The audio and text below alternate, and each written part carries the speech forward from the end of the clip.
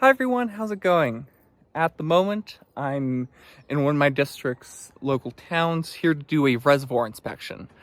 And I thought for this video, I'd actually show you step by step what I look for when I'm doing an inspection here, what are good things and maybe not so good things that we can see in a reservoir, and what we can do to potentially help improve or reduce the risk of water contamination here. So I hope you enjoy. So I hope everyone's doing well today. As you can see, this is a relatively big reservoir, and following the Peace Corps guide, there are 10 components to inspect, starting off with its actual walls. We want to check the walls of the reservoir themselves are well maintained, with a good coat of paint and no signs of leaks. It's important to find any structural issues in the reservoir so it can be quickly fixed before it can get worse. The reservoir here does have some superficial cracks, but nothing to be concerned about. Next up, we have to inspect the cámara de válvulas, where all the valves for the tubings to and from the reservoir are located. Many times, leaks and puddles of water can be found here, creating a good environment for insects and bacteria, which can find ways to enter into the water supply. It's important to fix all leaks and keep the cámara de válvulas dry so as to avoid this, something that we need to do in this case, as the floors and walls here are very humid, increasing the risk of water contamination. Items 3 and 4 on the list are checking the inflow and outflow tubing for any leaks. Now, we want to check if there are any leaks present because they increase the risk of water contamination, because bacteria or small insects can enter through them.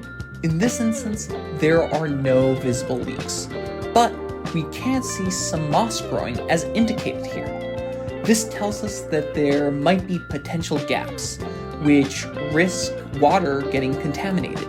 In order to deal with this, we need to remove the moss, disinfect the area, and maybe find a way to get a tighter seal between the tubes. Looking around the reservoir, you'll see a large fence surrounding it, with a diversion ditch on the top.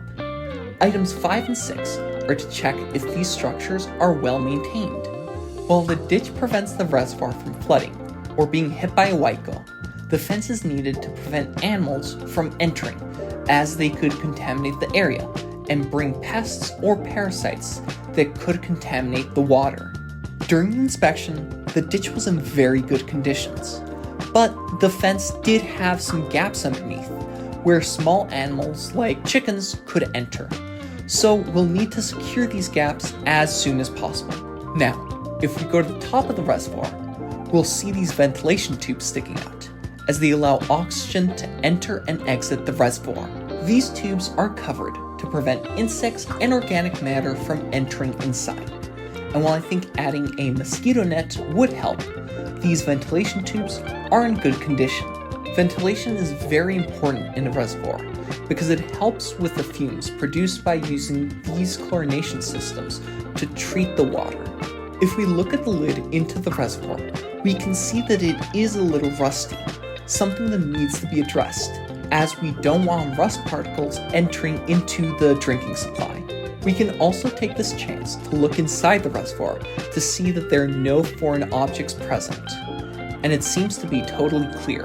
And finally, the last thing on the docket to inspect is the ladder into the reservoir.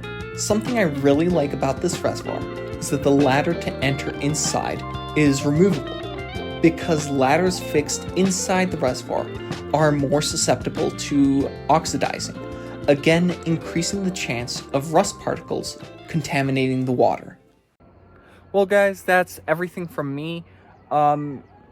Overall, this is actually a very good reservoir. It's I'd say one of the best kept and maintained reservoirs in the district here. And yeah, while there are a few problems, they're very manageable. A lot of time I'd come here once a week or once every 2 weeks to do some maintenance, to do some routine checkups, so that we have a good quality reservoir and we reduce the risk of water contamination, because that's the most important part of this.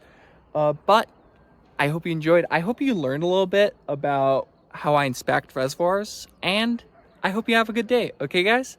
Have a good day. Bye.